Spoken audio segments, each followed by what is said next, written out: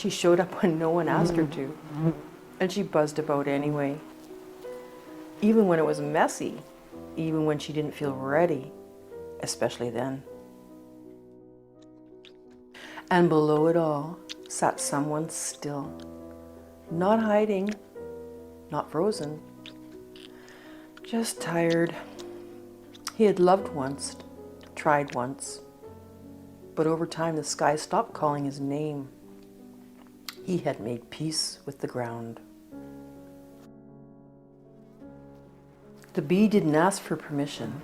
She hovered close, not to rescue him, but to remind him that freedom isn't about wings.